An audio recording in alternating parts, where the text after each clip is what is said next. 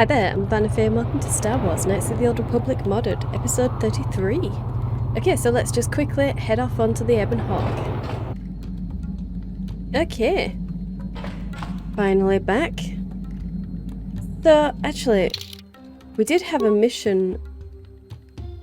Mission's brother. Yeah, Tatooine. So that might be where we go next. Yeah, I mean, breaking up the life-giving planets with the death-giving planets. I think that's the best way to do things. Let's just chat with Mission first. Hey there, what can I do for you? Can you make me a security spike, please? No problem. Just so happens I've got one here I've been working on. Here you go. I'll just add it to our inventory. Anything else you need? Can you do that again? No problem. Just anything else Sweet. you need? Okay. No problem. And again. Anything else? So that's 4. So we should technically have 4. And that I feel good leaving it there. Do you happen to know anything about Manan? Manon's the source for all the KotOR in the galaxy. That's why their fish-faced Cellcat can stay neutral in this whole Sith Republic war. But I don't know much else about this place. Sorry I can't be more help, you know. Is there anything else I can do for you? No, I think we're good. Okay, have it your way. Nice. Okay, so we got a couple of spikes. That's good. So I might as well just ask everybody what they know about Manan. I don't know, I can't remember if I did that at the beginning when we first got here or not, but I'm doing it now. Yeah, what do you want? Just wanted to know if you knew anything about Manan. Waterworld's never had much of an appeal for us to conquer. They may put up a good fight in their own environment. No match for us, of course. But they don't really have anything of value, either. The thing this world is good for is a substance known as kolto. Kolto is the single best healing substance in the galaxy. But the Mandalore are not as weak and fragile as your Republic and Sith warriors. When we enter a battle, we carry weapons powerful enough to pulverize cities. Both in our wars and in our own personal combats, there are no survivors. So kolto does not hold the appeal it does for your peoples. Do you have anything else you want to ask? Oh my gosh, Kendaris. No, I think we're good. Your choice. I'm here if you want something done right. Yeah, yes you are. We don't actually have it. No, that's where Jolie is going to be. Let's chat with T3. Oh, a programming spike. Sweet. Thank you, T3. Wanted to ask you some questions. Just chime in. Okay, so T3 doesn't have anything to say about the world. About Zalbar. What do you know about Manan?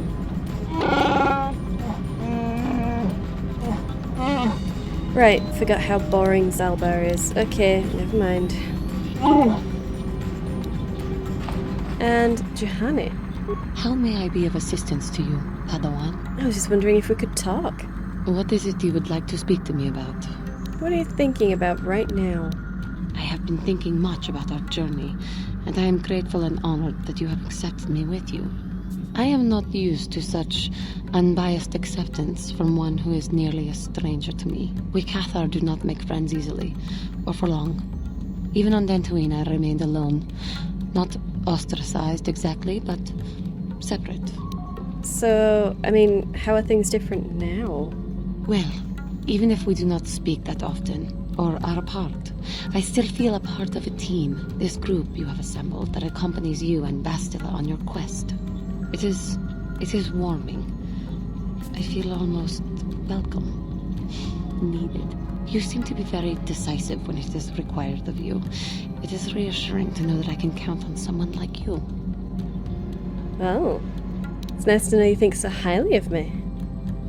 To be accepted so readily, I find it difficult to explain. It is so different from what I'm used to. Just thank you for accepting me. Oh, that's sweet, Juhani. So you don't know anything about Manan then? Never mind. Okay. Yeah, there's no one in there. So it's just Bastila and Karth. Let's go with Bastila. How can I help? Did you want to speak to me? Yes, I did. I wanted to speak to you about our mission and what lies ahead for us. It seems fate, or the Force, is driving us into a confrontation with the Dark Lord. You must prepare yourself for when we face Malak. The confrontation will be difficult for you. I remember how hard it was when I first faced Revan. You mean when you killed Revan? That's what happened, right? It's true that due to my battle meditation, I was with the Jedi strike team that boarded Revan's ship. We did not kill Revan, however. That's not how Kath tells it. Our mission was to capture Revan if possible. It was Malak who turned on his own master, firing upon Revan's ship while we were still on board it. It was his desire to kill us and his master both. Thankfully, we narrowly escaped the vessel as it exploded. Okay, but you would have killed her eventually, right? As I said, we were there to capture Revan alive. The Jedi do not believe in killing their prisoners. No one deserves execution, no matter what their crimes. Remember that Revan and Malak were once great Jedi, heroes in every sense of the word. They demonstrate the danger of the dark side to us all. I'm sorry, we really shouldn't speak of this anymore. The memory of my confrontation with Revan is painful. Let's return to the mission, please. Okay, journal entry added. How interesting. In order to prepare you for your meeting with Darth Malak, Bastila described her own encounter with the Sith Lord Revan. According to Bastila, the Jedi wanted to capture Revan alive, but were foiled when Malak betrayed his own master. Well, well, well. How terrible. Okay, Kath. Yes, what's on your mind? Do you happen to know anything about Manan?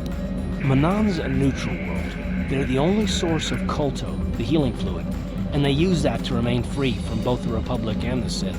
Well, that's all I can think of, at any rate. Right, well, so we kind of left off on the wrong foot last time. I'm not very good at this. I know I owe you an apology. More than one, probably. I was just so desperate to finally face Saul directly in the battle over Terrace. And now the Jedi have us looking for these star maps. I know this mission is important, it's just, I feel a bit useless. I mean, I can fight, sure, but I'm no Jedi. All this feels completely out of my league. Well, if you don't feel like you can be of use here, why don't you go where you feel like you can be of use? Because this is more important. This may really finally make a difference. I suppose even if I can't figure out everything that's going on, I still want to help if I can. I just hate not knowing what's going on and feeling this helpless. But I shouldn't have taken that out on you. I've been a royal pain in the backside, haven't I? Yeah, pretty much. Well, I guess I should be at least a little pleased that I haven't lost my touch. So, I'm sorry. Will you accept my apology? Yes, Kath. And I'm sorry too. But you need to work with me from now on. Done. Let's get underway then, shall we, partner? Glib. Very glib. Okay. Kath has apologised for his previous behaviour and has promised to try not to punish his current companions for the betrayals of people in his past. Whether he can accomplish this remains to be seen. And I also apologised for my terrible attitude as well. Okay, galaxy map. So, we are on Manan, we've been to Tatooine, we have Tatooine, Kashyyyk, Yavin, but we've been to Yavin, and Korriban. So, yeah, I think there. Yeah. Okay, Tatooine. Not my favourite planet, but it does have one of my favourite companions on it, so... yeah, Tatooine.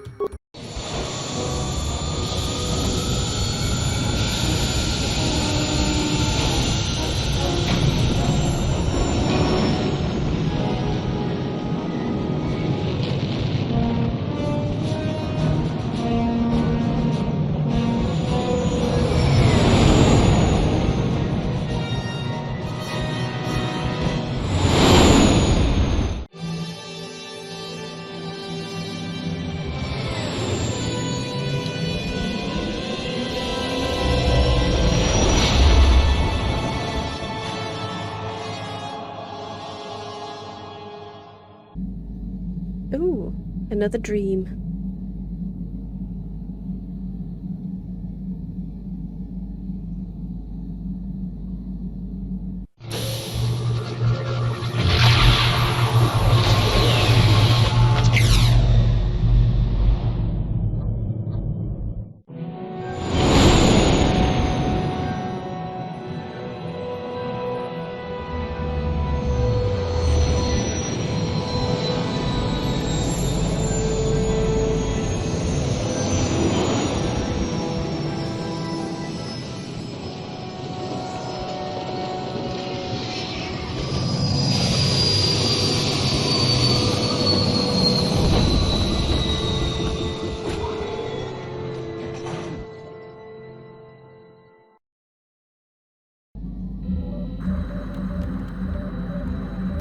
Is she not gonna... Another vision.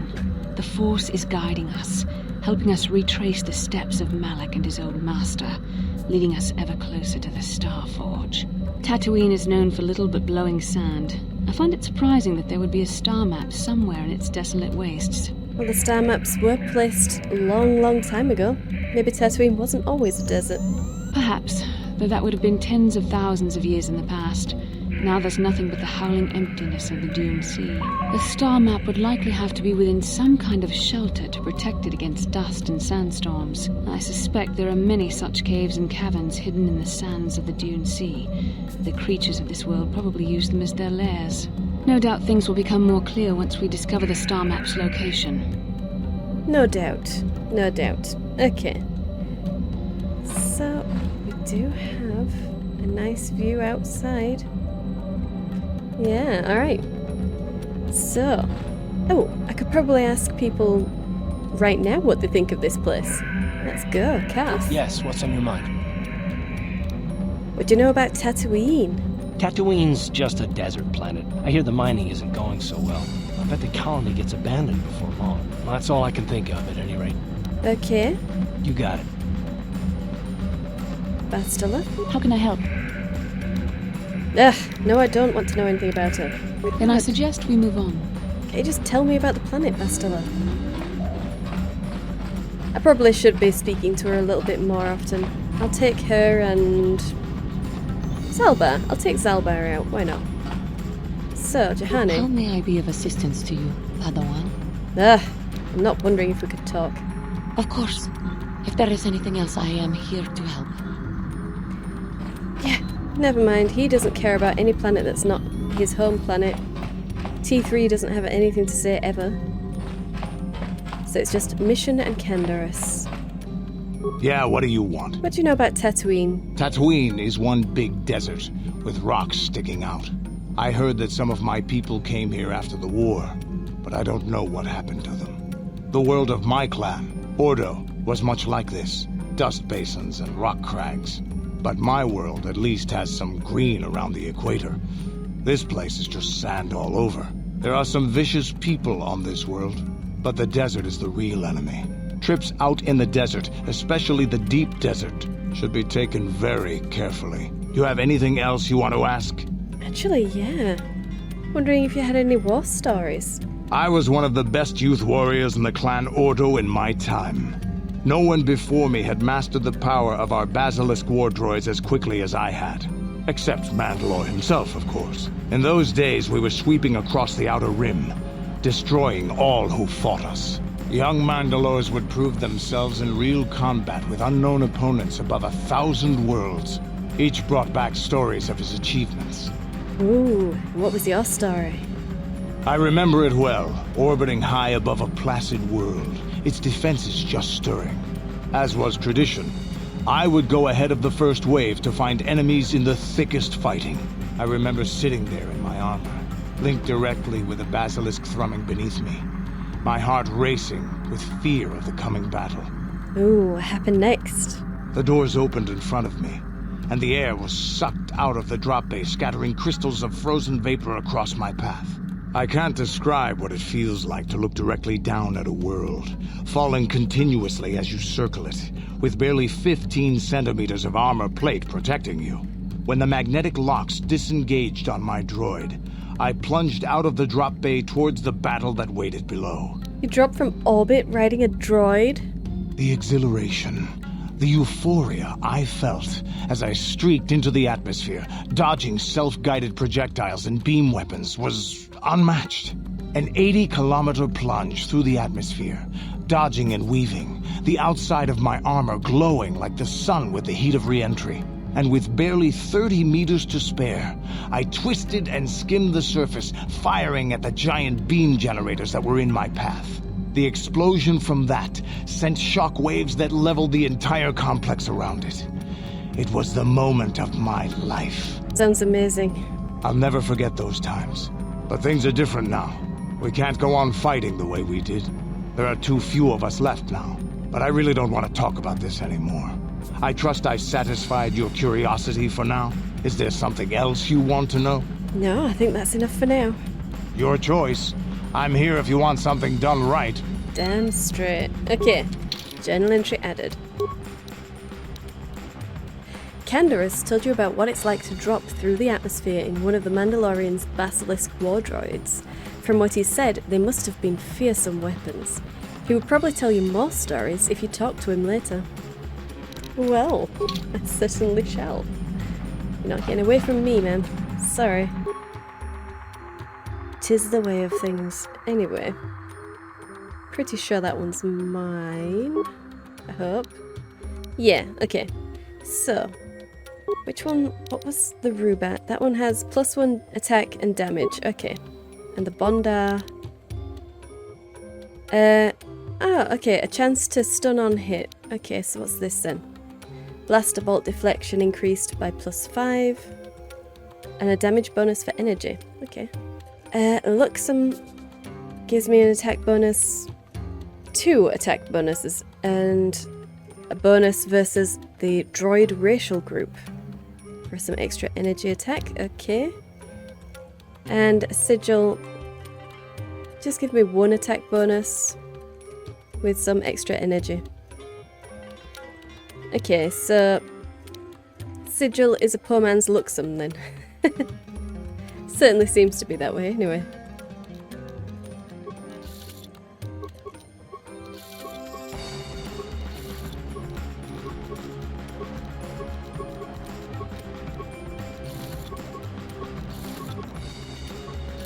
There we go. So everybody should have 2 crystals in either side. Okay. Sweet. And does everybody have fully upgraded guns? Okay, so we just need a beam splitter, is it? Yeah, we need a beam splitter. And then we'll have all of our guns completely upgraded. Doesn't look like we've got any extras either. No extra underlays or overlays for armor. Which isn't a problem since we don't actually have any extra armors to upgrade, but... Hey there, what can I do for you? So, what do you know about Tatooine? I always heard Tatooine was nothing but a rock covered by a bunch of worthless sand. I can't even figure out why SWKotOR set up their mining operations here. Sorry I can't be more help, you know? Is there anything else I can do for you? Let's talk about your brother. I've been thinking about Lena and what she said about Griff. You know, how he was always blaming other people for his problems? There might be something to what she said. So you believe her story now? No, of course not. Not really. But what if it was his idea to leave me behind? I'm not saying Griff would just abandon me, but maybe he did want to leave me behind. Just temporarily, you know? He might have done that if he planned on coming back later, but things don't usually work out for Griff the way he planned, you know? And that's when he'd get in trouble. He was always borrowing money he could never pay back. He might have been trying to skip out on his debts when he left Terrace. He would have to leave his little sister behind so it would look like he was coming back. Skipping out on his debts? That sounds like how you came to Terrace in the first place, right? Yeah, well, no, not exactly. Look, all I'm trying to say is that the more I think back, the more I realize I might be idolizing my brother a bit, not seeing all his faults. I still want to find him. I need to see him again. It's just that I'm not sure how I'll react when I do. I think when you see him again, when you're face to face with him, you'll know exactly what to say. Maybe. We'll see. I don't want to judge him yet. Maybe Lena was lying. Or maybe she wasn't. All I know is I'd like to speak to Griff myself. If we have time, I'd like to go talk to the SWKotOR rep on Tatooine and see what he has to say about where my brother is now.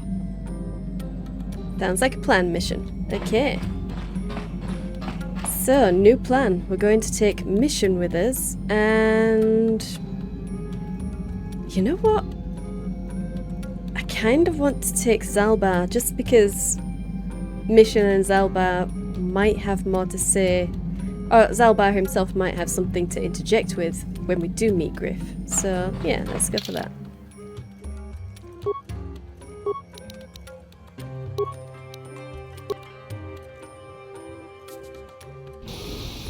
Welcome to Anchorhead, potential customer. Zerka Corporation stands ready to serve, after some formalities, of course. First, your ship is not on our list of planned arrivals for today. There is a docking fee of 100 credits because of this. Right. And what exactly does 100 credits get me? The immediate benefit is access to these very docking facilities. This is the only port in Anchorhead. Once you've paid, we will offer trade services as well. We're not unreasonable, we just want to cover expenses. You know, I don't think I need to pay the fee. You know, I don't think you need to pay the fee. We'll let it go this time. Well, that was easy. I sure wish I had special mind-affecting force powers. This will cover any future landings as well. It's like a registration, so we can serve you better when you return. Now, as a customs officer, I can provide information on services. Is this visit business or pleasure? Actually, I'm looking for some work. Can you tell me what there is to do here? It depends on what level of risk you want to take. You could ask at the Zerka office if any bounties need collecting. That's in central Anchorhead. While you're at the office, ask for a hunting license so you can sell trophies to Faza in his lodge, just north of them. I suppose you could also take up swoop racing. Talk to the hut at the registration office by the track. That's in West Anchorhead. I can't say I know which of these jobs is the most dangerous. I stay away from all of them. Okay, so if I was looking for some very specific things, who would I go to? That's not much information. Could you tell me more? I'm looking for old things, like antiques, artifacts perhaps? You a digger? I've heard of ruins being found now and then, but they've always been stripped by sand people soon after. You're not going to get anywhere with them. I guess you could ask around, but I doubt you'll learn anything different. You could always ask a Jawa. It's hard to tell what they know. Okay, so how about some background on Tatooine then? There isn't much to tell. It's a very old planet, well past its prime. Zerka Corporation is the only company with any interest in it. It's not a very pretty world, but there is opportunity here if you know where to look. Really? And what opportunities does Zerka Corporation provide here? I can't really get into that. It hasn't been a very smooth operation. I shouldn't get into it. Really? I mean, if you let me in on the details, maybe I can help. No, it's common knowledge, so there's no harm in telling you. It's a tale of bad business. You see, Zerka Corporation staked their claim to this planet based on some very promising geological surveys. Unfortunately, that information was incorrect, and possibly even an attempt at sabotage by a rival company. So the planet is too barren to be of any use? Not totally barren. There were a few good years of mining, and limited operations are still in place. But the ore is flawed. It has peculiar properties. They've had to look at other forms of business. Peculiar properties? What do you mean by that? Zerka Corporation has really tried to hide this, but it just seems that Tatooine metal is unfit for effective manufacturing. I would imagine that this outpost will eventually be abandoned. Nobody is making any money here. Of course, this rock may have been settled a few times, so look for some other company to get stuck with it. So what other forms of business are there? Pursuits that appeal to the casual traveler. There are some fearsome native species that provide exciting hunting. There are also lengthy barren wastes that serve as fine swoop tracks. Attracting business has been slow, however. Okay. I don't suppose there's anything interesting about the planet's history. Very little. There are hints that it might once have been a lush world, but I can't picture it as anything but a desert. Native sentient species have no records going back that far. That was hundreds of years ago, maybe thousands. Of course, the native species are not very willing to tell anyone anything. They're barely more than animals. Native species? Which ones are we talking about? The Sand People. They're vicious and attack outsiders on sight. More animal than anything, really. Maybe they know the history of Tatooine. maybe they don't. Impossible to tell. They won't cooperate. Have you had trouble with the Sand People? Not personally, but they've given Zerka Corporation a rough time. It's hard enough mining this rock without suffering random attacks. I think the company has even put a bounty on them, but I'm sure not going to try for it. Wow. Any other sentient races? The Jawas are scavengers, and a bit primitive. Hard to understand. They have an affinity for droids. Some of our scientists believe that they may not be native to the planet, but how they got here, they may not even know. As I said, they're hard to understand. They usually end up slaves to the Sand People. They aren't fighters. Good traders, though.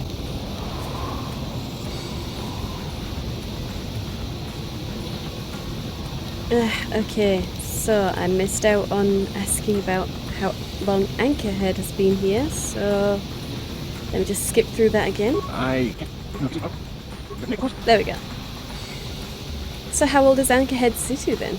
The site is quite old. From the look of it, it's been settled before.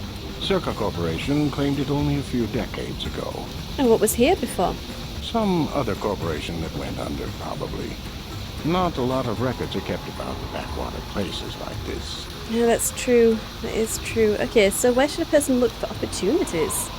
It depends on what level of risk you want to take.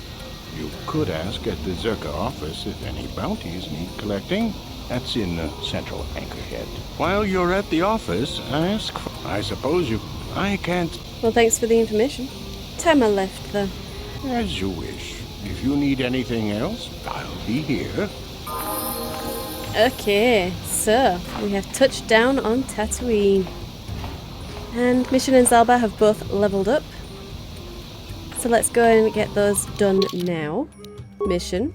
Yes, I definitely need I definitely need to increase awareness, I think. And demolitions, why not?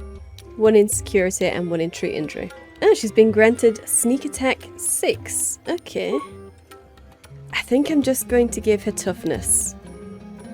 Yeah, she needs some health points. Oh, level up again. Sweet. Dexterity is a... Yep, we're on +4 now. That's brilliant. Okay, let's put one into security, awareness, stealth, and demolitions, and another into stealth, I guess. Okay. And she's also been granted Master Scoundrel's Luck. Well, that's nice. Okay, Zalba. Well, let's put some into awareness for him. Treat injury. I guess demolitions. Why not? So he has Uncanny Dodge 2. That's nice. Do we have toughness? He does have toughness, so I'll put it into improved toughness. Yeah. Okay, another level up. So, yeah, we'll put that into Dex. And demolitions, awareness, and treat injury. And he's been given an implant level 3. Okay. Again, demolitions, awareness, and treat injury. Let's give him some conditioning. Yeah. Demolitions, awareness. Let's put another one into demolitions. Okay. Demolitions, treat injury, and demolitions. So let's give him this weapon focus blaster rifle. Yep. Put a little bit more in his dex. So 1 in demolitions, 1 in awareness, 1 in treat injury. Okay. Nice. There we go. So we are pretty much awesome. Pretty much awesome right now. She does have an energy shield. I have all my good stuff on, so I think we're okay there. And he has an energy shield. The response package is +1 dexterity, so yeah. We'll leave him with that because he needs it for his shooting. So yeah. Looks good. We do look good now. Okay, so I think we're going to leave it there. And next episode we're going to do some actual exploration. Actually get out of the port. And we'll go looking for missions, brother. and try and pick up some bounties. I think that'll be nice. Anyway, I hope you enjoyed this. If you did, hit the like button. I upload 3 videos a week, so subscribe and you'll be notified when those go live. Hit the bell to update your notifications. Thank you for watching, and I'll see you in the next one.